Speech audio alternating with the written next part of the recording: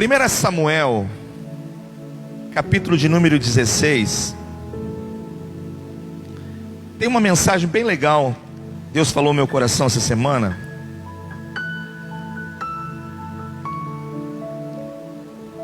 E eu sei que vai falar ao teu coração também.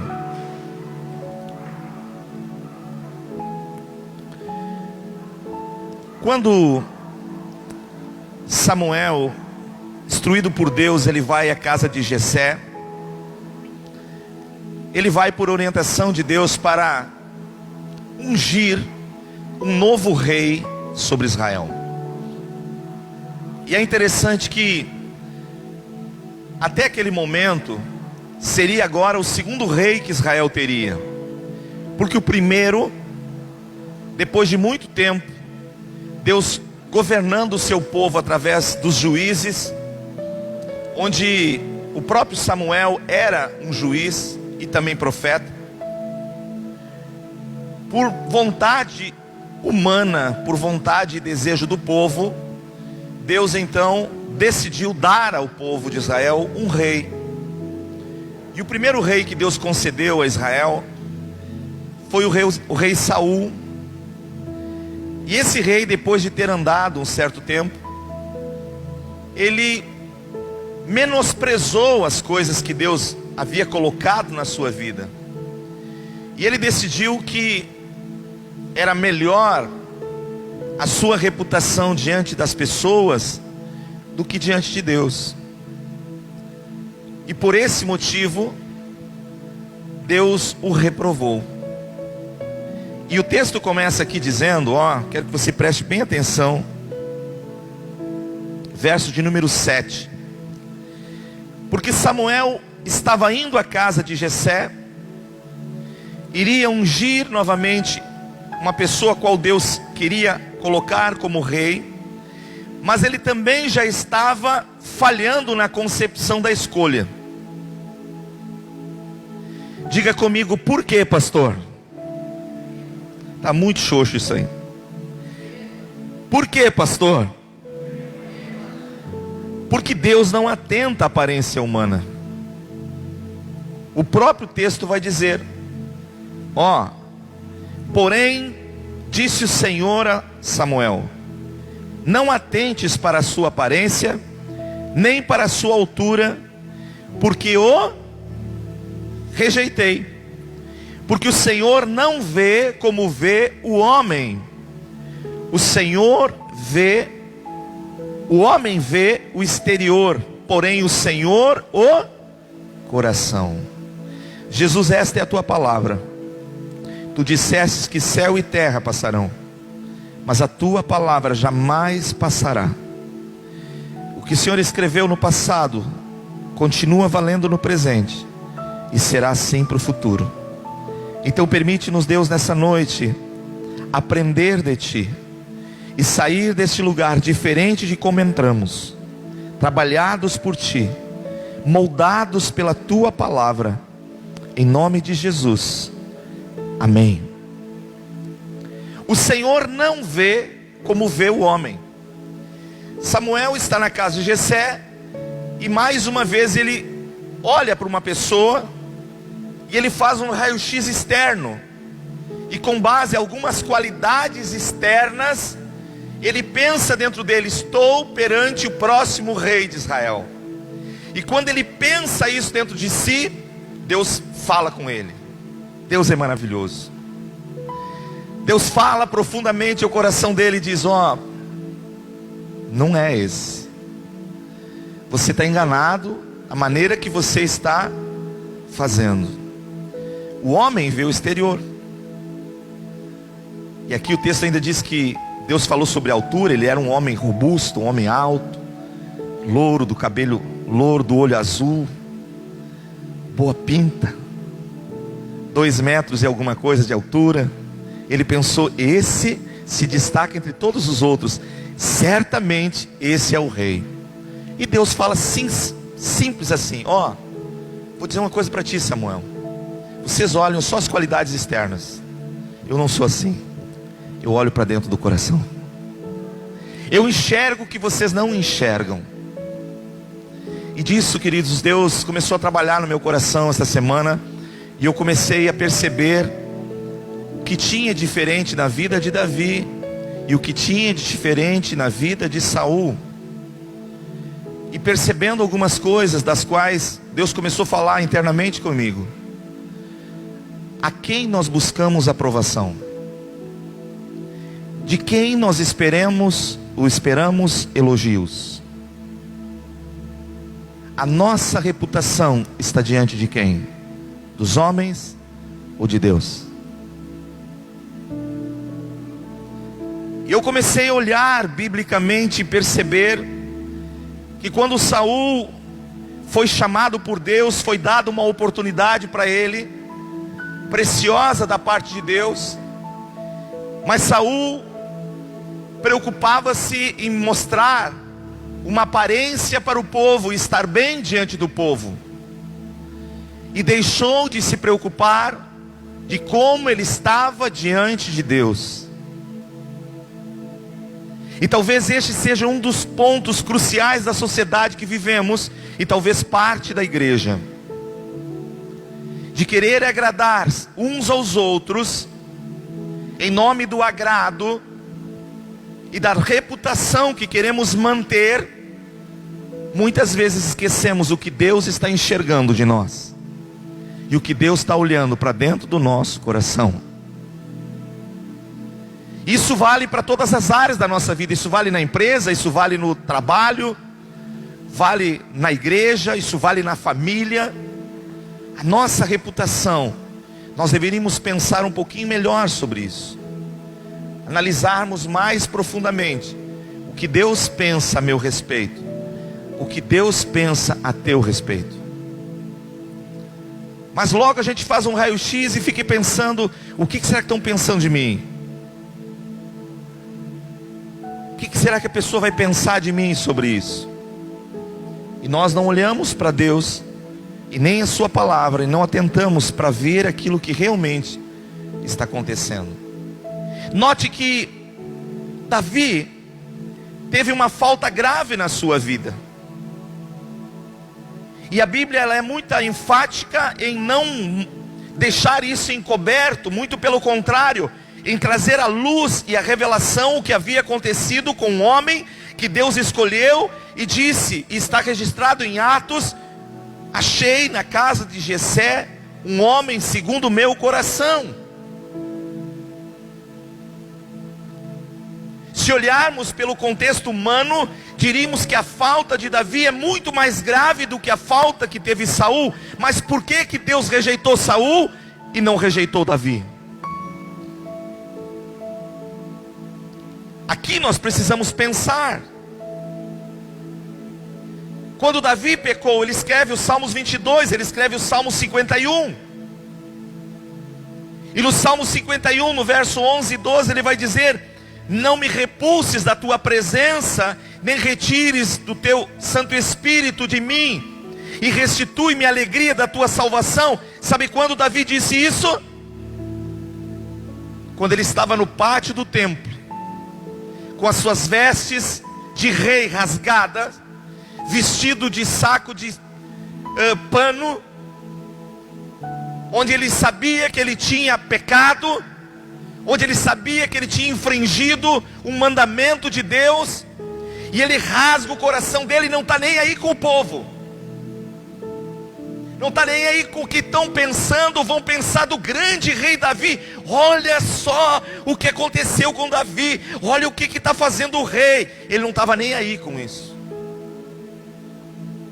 Simplesmente ele olha para o céu, e dentro dele começa a estremecer o seu ser, e ele pede para Deus uma coisa: Senhor, eu reconheço que eu errei. Se o Senhor quiser tirar de mim o trono, se o Senhor quiser tirar de mim tudo que o Senhor me deu até esses anos que eu vivi, os meus troféus, a minha galeria, a minha fama, o Senhor pode tirar tudo, mas uma coisa eu te peço: não tire de dentro de mim a tua presença. Isso fez a diferença. A reputação dele não era contada diante das pessoas a quem ele servia, não era diante dos homens, mas era diante de Deus. Ele olhava para Deus, E dentro do seu erro, ele se encontra agora pedindo para Deus uma coisa, sem vergonha do que os outros vão pensar ou deixar de pensar. São mais de 3 décadas caminhando com Cristo. Ajudamos muitas pessoas, continuamos ajudando e pela fé ajudaremos muitas ainda. Mas eu estava conversando com a pastora Bia, disse, tem coisas que você olha assim, às vezes até cômico, você vê a vida do ser humano, é uma coisa interessante. Que a pessoa vem para te contar o que está acontecendo, por que a vida não anda. E aí ela começa a contar, mas ela pensa, eu vou abrir só um pouquinho aqui. Então parece que é como aquele ditado, comendo mingau pelas beiradas, né? E a pessoa pensa assim, não, isso aqui já é o suficiente para minha vida mudar. E a vida não muda. Por quê? Porque a Bíblia diz que aquele que encobre a transgressão não prospera, mas aquele que confessa e as deixa, alcança misericórdia. Então Davi, quando reconheceu o erro, não teve problema de se jogar diante de Deus e dizer, Senhor, eu estou aqui. A minha reputação não é diante das pessoas, a minha reputação é diante do Senhor. O Senhor me deu, o Senhor pode tirar. E eu comecei a olhar isso, queridos. É interessante. No versículo 4 ele vai dizer assim, ó, pequei, no Salmo 51 verso 4 ele vai dizer, pequei contra ti, e contra ti somente, e fiz o que era mal perante os teus olhos. Gente, ele está falando isso ao público. As pessoas estão ouvindo o que ele está expressando no coração dele, sem receio do que vão pensar de mim. Mas ele sabia que Deus tinha dado algo para ele, e que pelas próprias mãos dele, ele estava negligenciando. Diferentemente de Saul, quando Deus deu uma ordem para ele, ele simplesmente sucumbiu àquela ordem e quis fazer média diante do povo, quis agradar as pessoas. E quando Samuel veio a ele e disse, Saul, não foi te feito algo por parte de Deus, Deus não te quis algumas coisas. E ele começou a se justificar, mas olha só, mas o povo, quem sabe as coisas e tal. E Deus disse para ele, te rejeitei. Te rejeitei, porque eu enxergo o que as pessoas não enxergam. Quem está entendendo em nome de Jesus? Está entendendo? E eu comecei a olhar biblicamente e ver algumas coisas a mais que eu pude aqui entender. Quando Davi, ele busca a arca que estava por anos fora de Jerusalém, na mão dos filisteus, e agora ele vai recuperar a arca. Diz o texto bíblico lá em 2 Samuel que ele está voltando com a arca, e ele entra em Jerusalém cantando, pulando, saltando. E a esposa dele olha do terraço do palácio e diz, meu Deus, que vergonha, o rei dançando, como é que ele não, mostrando as pernas, como é que ele faz um negócio desse? E Davi nem estava, pulava, saltava. Sabe por quê, Cristo? Porque Davi sabia que não era ele o rei. Ele saltava, pulava e cantava para aquele que vive e reina, para o verdadeiro rei de Israel, que é Jesus Cristo, a qual nós estamos cantando, o Yeshua. Ele tinha esse entendimento no coração dele. Sabe, hoje nós vivemos numa sociedade que as pessoas ficam cuidando do que os outros estão pensando, mas não olham e veem o que Deus está pensando a meu respeito. Quer ver outro exemplo que eu vou te dar? Vamos a Atos, Novo Testamento.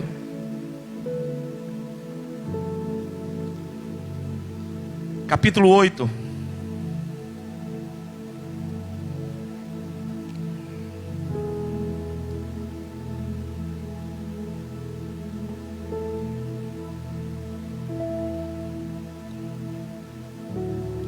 A dispersão da igreja. Aquele momento é o momento em que Filipe é levado pelo Espírito Santo a Samaria. Ele começa a pregar o Evangelho, começa a dar curas, sinais, maravilhas, coisas lindas acontecendo. Observa o versículo 9. Ora, havia certo homem chamado Simão, que ali praticava magia, iludindo o povo de Samaria, insinuando ser ele o grande vulto, ao qual todos davam ouvido, do menor ao maior, dizendo: este homem é o poder de Deus, chamado grande poder. Aderiram a ele porque havia muito os iludira com magias. Quando, porém, deram crédito a Filipe, que os evangelizava a respeito do reino de Deus e do nome de Jesus Cristo, iam sendo batizados, assim homens como mulheres. Preste atenção, o 13. O próprio Simão abraçou a fé e, tendo sido batizado, acompanhava Filipe de perto, observando extasiado os sinais e grandes milagres praticados. Olha aqui para mim um pouquinho. Ele está impactado com o que ele está vendo Filipe fazer. Ele se entrega. Filipe o batiza. E ele começa a seguir Filipe, acompanhando, vendo o que Filipe estava fazendo. Mas dentro do seu coração, ele pensando: ah, se eu tenho esse negócio na minha mão. Ah, Filipe vai embora, eu vou ficar em Samaria. Gente, chega a dar uma coceira na mão. Como eu posso ter resultado diante desse povo? Esse negócio é muito lucrativo. Você não imagina o que eu posso fazer. E dentro dele, ele está amargando aquele fel, coisas que pessoas não estavam vendo nem enxergando. Aí você vai para o versículo seguinte. Chegou a notícia a Jerusalém. Pedro e João estão impactados que ver Samaria sendo visitada por Deus. Os samaritanos se convertendo, sendo curados, maravilhas acontecendo.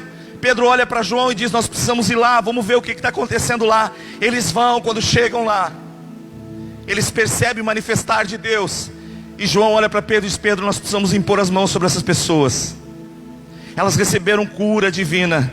Deus visitou elas com libertação. Elas foram livres de escravidões. Agora, Pedro, nós precisamos fazê-las ficarem cheias do Espírito Santo. E eles começaram a impor as mãos. E as pessoas começaram a ser batizadas, cheios da glória de Deus. Mas aquele homem, Simão, preste atenção o que vai acontecer. Verso número 18. Vendo, porém, Simão, note que tem um porém aqui, que pelo fato de impor nas mãos os apóstolos, era concedido o dom do Espírito, ofereceu-lhes o quê? Dinheiro. Chamou num canto. Por quê? Porque para ele não estava vendo as coisas diante de Deus. É muito fácil nós começarmos no Evangelho, queridos. Pelo amor e a misericórdia de Deus, nós somos tocados por Deus. Nós começarmos uma jornada com Ele, mas as nossas motivações serem completamente aversas do que é a vontade de Deus. Ele não estava preocupado com a reputação diante de Deus, ele estava preocupado com a reputação dele diante daquele povo. Então ele chega para Pedro, chega para João e diz: ó, proponho para vocês, me dão esse negócio aí, vocês vão embora amanhã, mas eu sou morador da região, eu continuo. Olha o desenvolver da palavra. Verso 20, Pedro, porém, lhe respondeu: o teu dinheiro seja contigo para perdição, pois julgaste adquirir por meio dele o dom de Deus. Verso 21, não tens parte nem sorte neste ministério, porquanto teu coração não é reto diante de Deus. Verso 22, arrepende-te, pois, da tua maldade e roga ao Senhor, talvez te seja perdoado o intento do teu coração, pois vejo que estás em fel de amargura e laços de iniquidade.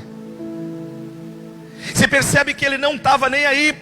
Até aquele momento ele achava que era uma fonte que ele podia ter encontrado.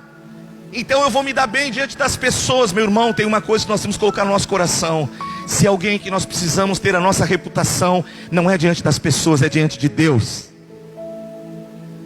Se alguém que você tem que acordar todo dia de manhã e perguntar: Senhor, o Senhor conhece a minha vida, como é que eu estou vivendo. Por isso Davi, quando ele compõe o Salmo 139, depois de ter passado por poucas e boas, por ele mesmo ter provocado, ele vai orar e vai compor o Salmo 139, e no Salmo 139 ele vai dizer: Senhor, tu me sondas e me conheces, tu conheces o meu andar, tu esquadrinha o meu falar, antes da palavra vir à minha boca, o Senhor já sabe o que eu vou falar.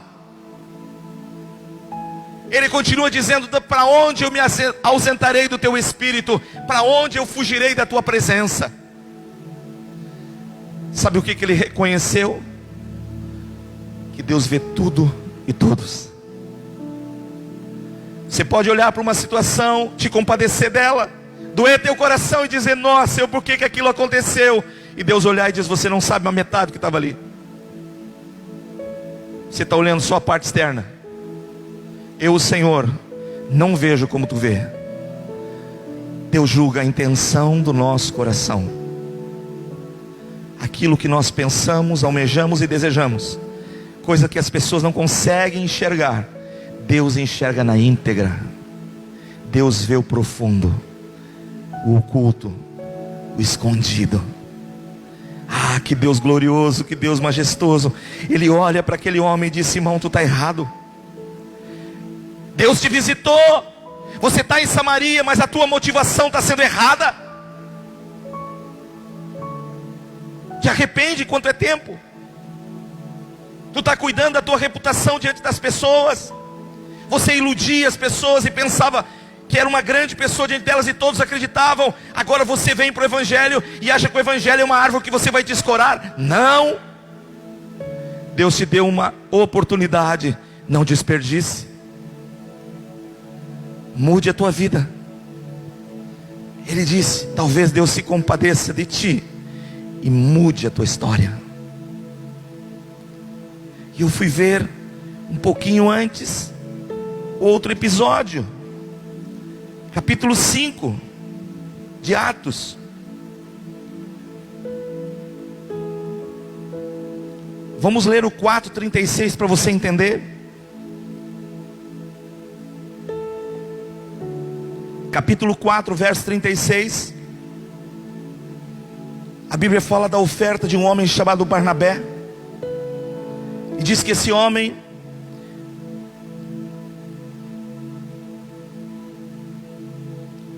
o nome dele significava filho de exortação. Ele era um levita natural de Chipre. E diz aqui que ele tinha um campo e vendeu, preste atenção aqui. É fácil quando nós temos 10 e olhamos e nos compadecemos da situação e dizemos assim: vou vender um campo e vou ofertar. Mas aqui diz que ele tinha um campo. E ele olha a situação e diz: eu vou investir no reino. Ele vende o campo, pega o dinheiro e traz a presença dos apóstolos. Mas olha o que diz no versículo 1 do capítulo 5. Entretanto, olha como é que começa o texto. Certo homem chamado Ananias, com a sua mulher Safira, vendeu uma propriedade. Por que a Bíblia registra isso? Porque quando Ananias e Safira viram Barnabé chegar diante dos apóstolos e dar uma oferta, dizendo: eu vendi o meu campo, está aqui a minha oferta. Eles olharam aquilo, e eu imagino que marido e esposa têm um olhar que conversa só pelo olhar. E eles devem ter se olhado e pensado: chegou nossa vez de sermos promovidos diante dos apóstolos. Nós estávamos pensando como nós vamos poder impressionar eles. Lembra, Safira, quanto tempo nós oramos? Pedindo que pudéssemos ter uma oportunidade. Olha aí, Deus nos deu uma oportunidade. Vamos vender aquele campo que nós temos também, a nossa propriedade, e vamos trazer, só que não vamos dar tudo, vamos dar só uma parte. Mas vamos dizer que vamos dar tudo, você entendeu? Dar tudo e não dar tudo, mas ao mesmo tempo é tudo. E eles fizeram exatamente isso. A reputação deles estava diante das pessoas. Eles queriam impressionar. Quem está entendendo em nome de Jesus? A quem nós queremos impressionar? As pessoas? Ou a Deus? Quando ele chega diante de Pedro, ele diz: vendemos uma propriedade, Pedro. Trouxemos um dinheiro aqui, uma oferta linda, importante. Pedro olha e diz: Ananias, a propriedade de quem era? Não era sua? Você não escolheu o valor que você quis vender? Sim. Você também não teria o direito de escolher quanto você quer dar? Sim. Por que você está mentindo? Por que você está ocultando? Você vendeu a propriedade por 100 mil reais e trouxe 50, tentando nos impressionar. Deus está enxergando o teu coração, filho. A tua motivação não é agradar a Deus. A tua motivação é fazer média diante de nós. Só que Deus vê o teu coração. Meu irmão, isso aqui não sou eu que estou contando. Isso aqui está na Bíblia. A nossa reputação é diante de quem? Das pessoas ou de Deus? Quando nós fazemos algo, nós fazemos motivado a quê e por quê? Qual é a razão de fazermos algo para Deus?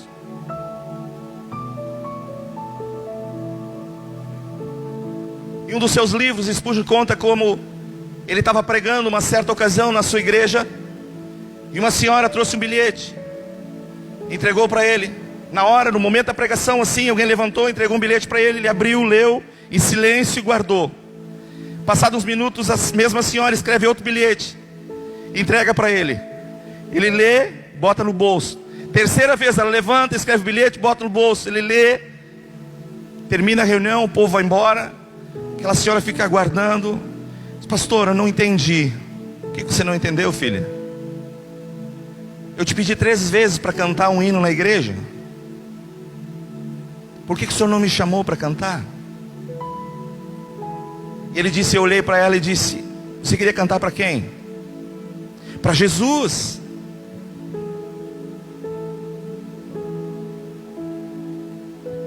Pastor, mas a igreja está vazia. Então você não queria cantar para Jesus? Você queria cantar para as pessoas? A tua motivação está errada. Cantar para Jesus, você pode cantar na parada do ônibus, você pode cantar no chuveiro, você pode cantar em qualquer lugar. Você vai adorar a Jesus aonde você estiver, mas adora a Jesus.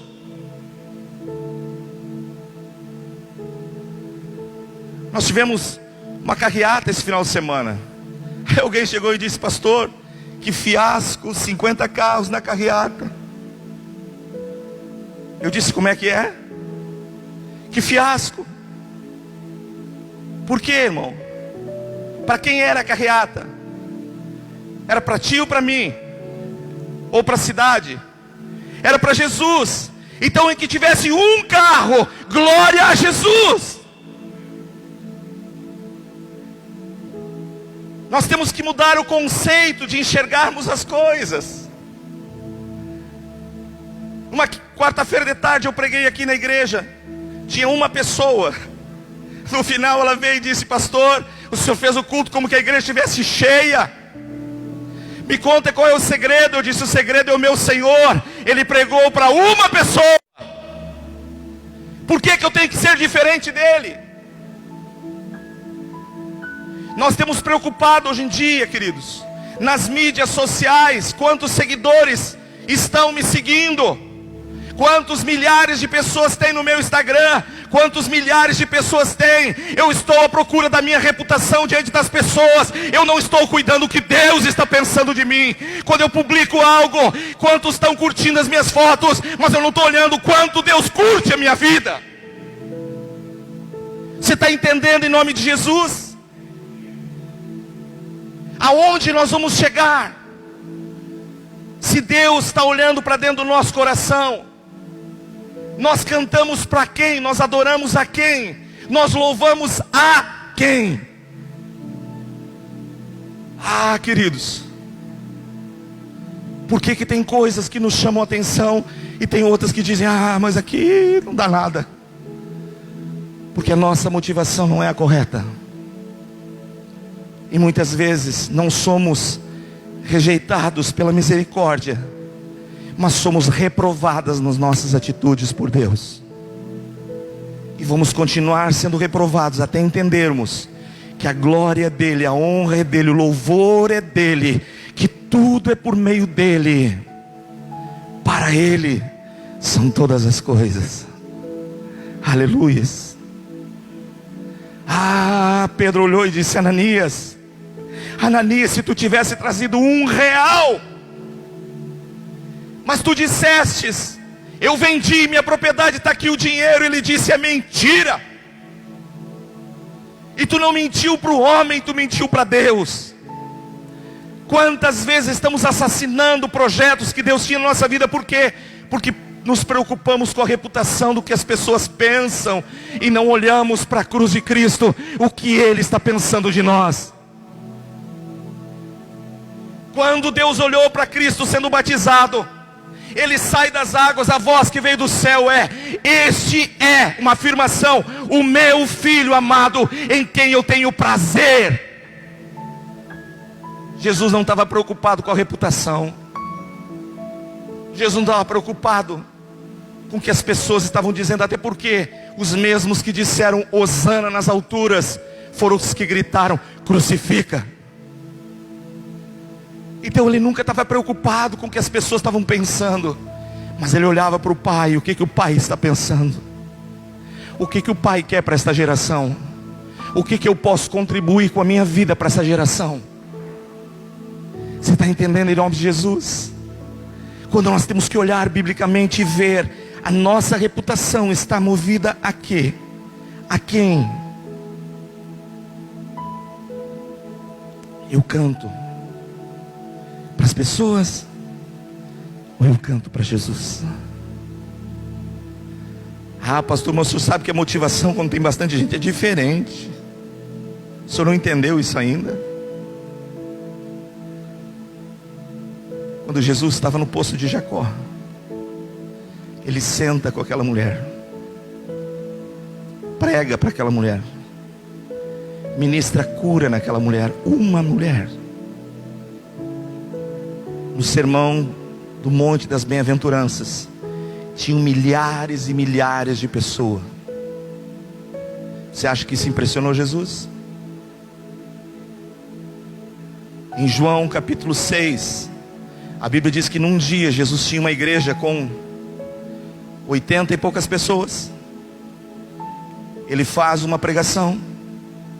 No término da pregação, quando ele está encerrando, reduz a igreja para os 12 novamente. Esvaziou. Uns diziam: é duro que esse homem está pregando. Olha o que ele está dizendo. Aí Jesus virou para os discípulos e disse: Pedro, vocês também querem ir embora?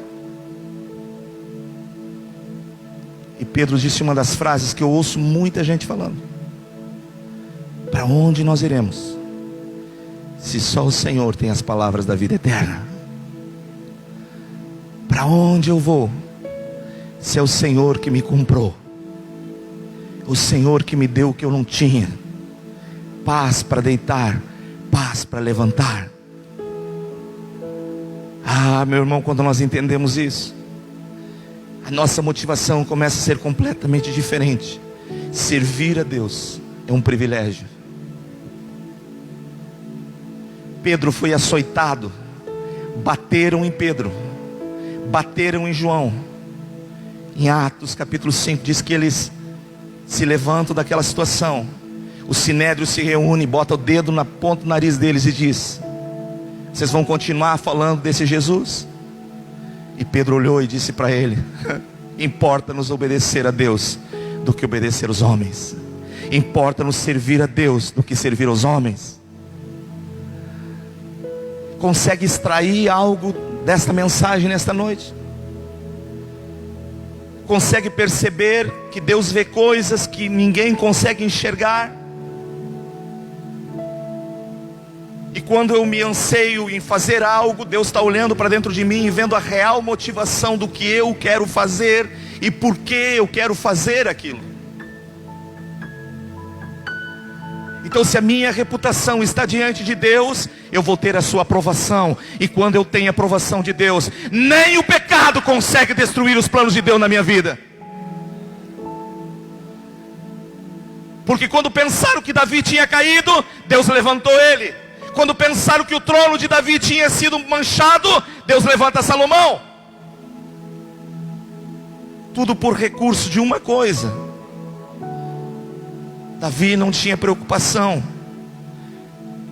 do que os outros pensavam sobre ele. E é por isso que nós temos que entender que na força do perdão está: eu errei, volte, abrace, perdoe. Ah, mas o que vão pensar de mim, que eu sou um fraco? Não, o que Deus vai dizer sobre você: este é meu filho amado, eu tenho prazer no que ele está fazendo. Porque ele errou, mas ele voltou para se reconciliar, ele voltou para pedir perdão. Por isso Jesus ilustra a passagem do filho pródigo. Ele errou, ele gastou tudo, é verdade, mas ele voltou. E quando ele voltou, ele disse: pai, pequei. A reputação diante dele, a vergonha de olhar o irmão mais velho, de ver os mordomos em casa, mas ele encarou e disse: eu errei. Mas o filho que estava em casa disse: aquele teu filho gastou tudo, e agora o Senhor dá algo novo para ele. Está mostrando o que ele tinha dentro do coração dele, que embora dentro da igreja não estava tendo a motivação correta de amar a Deus, de cuidar daquilo que era dele, que o pai tinha confiado às mãos dele. Então nós temos que olhar hoje como nós estamos vivendo, numa sociedade consumista, onde as pessoas querem glamour. Outro dia alguém me ligou e disse: pastor Maurício, tenho visto as suas pregações. O senhor sabe que hoje é fácil a gente fazer uns programas e o senhor se tornar famoso no Brasil? Eu disse: é mesmo? Dá para impulsionar esse negócio aí, o senhor vai ver que vai estourar no Instagram, vai estourar no Facebook. E eu disse: meu querido, eu quero estourar diante de Deus. Meu coração não está em agradar as pessoas, mas agradar o meu Deus, que se agradou de mim quando eu não merecia. Nós temos que olhar para o Evangelho de forma diferente nos dias de hoje, e ver que Deus está olhando do céu e esperando uma reação nossa como igreja nesta sociedade caída. Mas hoje tudo que vamos fazer tem uma selfie para acompanhar. E a selfie não é para acompanhar, senão dizer o que estamos fazendo. A Bíblia nos ensina: o que a mão direita dá, a esquerda não precisa saber. Mas faça de coração, porque quando você faz de coração, Deus vai te honrar. Deus vai te honrar. A Bíblia está cheia de exemplos. E eu quero finalizar nessa noite o mesmo livro de Atos, capítulo de número 7. Um homem que amou a Deus, foi separado por Deus para ser diácono numa localidade, mas ele não se contentou só com o diaconato. Ele sabia que ele podia fazer mais para Deus, e ele começou, impulsionado pelo Espírito Santo, a fazer. Esse homem se chama Estevão, e ele começa a fazer as coisas cheio do Espírito Santo para Deus. Só que quando você faz as coisas cheio do Espírito Santo, você incomoda também. E a Bíblia diz que os judeus se incomodavam com o que ele estava falando. Mas ele não estava ali para agradar os judeus, ele estava ali para agradar a Deus. A reputação, ele não tinha problema com as pessoas, era com Deus o negócio dele. Olha o que diz aqui, versículo de número 54, capítulo 7. Ouvindo eles isto o que? Você vai ver todo o texto que ele pregou, que ele falou, que ele ensinou. Enfureciam-se no seu coração, rilhavam os dentes contra ele. Verso 55. Mas Estevão, cheio do Espírito Santo. Diga comigo: cheio do Espírito Santo. É uma pessoa que agrada e traz prazer no coração do Pai. Cheio do Espírito Santo, ele agradou a Deus. Mas as pedras vieram. E quando as pedras vieram, inevitavelmente veio a morte física. Mas acompanhe o texto para você ver.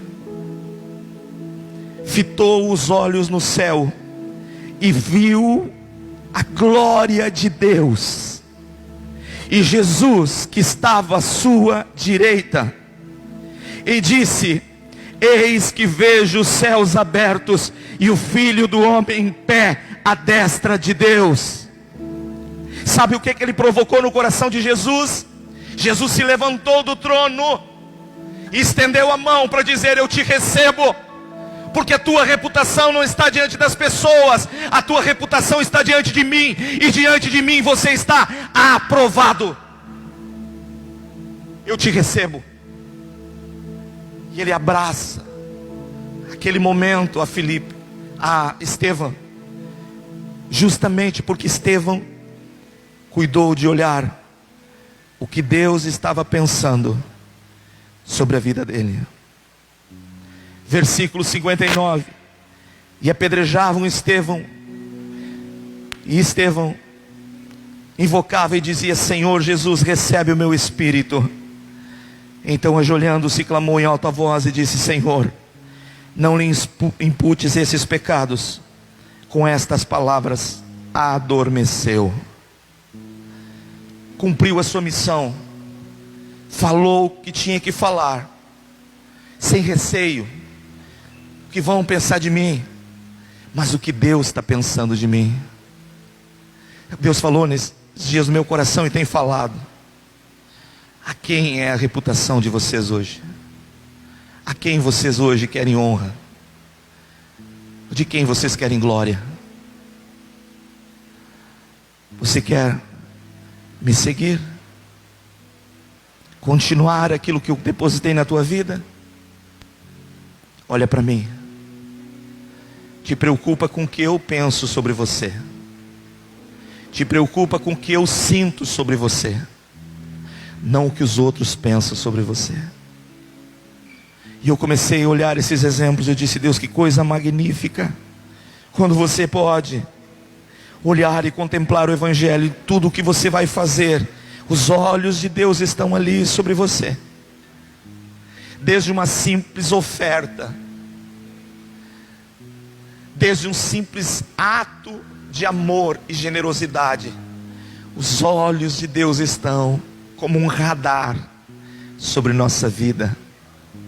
E nada, absolutamente nada que possamos dizer justificará as nossas decisões.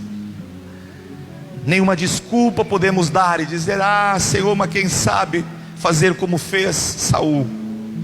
Porque Deus olhou e disse: não. Ah, queridos, o livro de Daniel registra o nome de um rei chamado Belsazar. Ele foi o filho do grande Nabucodonosor pai, um dos maiores reinos que essa terra já teve. E Deus concedeu a Belsazar. Um dia ele entra no seu aposento e uma mão escreve na parede. Ele se perturba com aquilo, chama os seus encantadores, os seus magos. Ninguém conseguiu decifrar. Então a mãe dele disse: filho, tem um homem desde os tempos do teu pai que mora nesta terra. Ele tem o espírito de deuses. Quem é, mãe? É Daniel. Chama ele, ele vai te dizer o que está escrito, porque ele interpretou os sonhos do teu pai. Ele chamou Daniel. Daniel entrou no quarto e viu aquelas letras e disse para ele: rei, está escrito assim: pesado fostes na balança de Deus e fostes achado em falta. Será tirado o teu reino e dado a outro.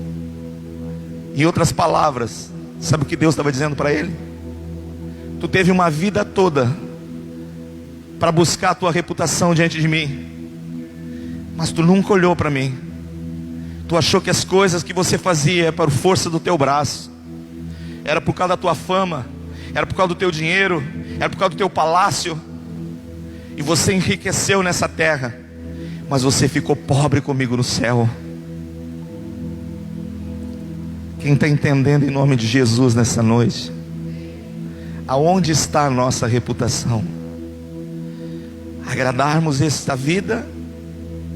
Queremos ter uma média diante das pessoas, nos promovermos diante daqueles que estão nos vendo? O nosso coração é temente diante de Deus, dizer: Senhor, a minha vida está patente aos teus olhos. Tudo que eu tenho, tudo que eu sou, é fruto da tua bondade e misericórdia. O Senhor é tudo na minha vida.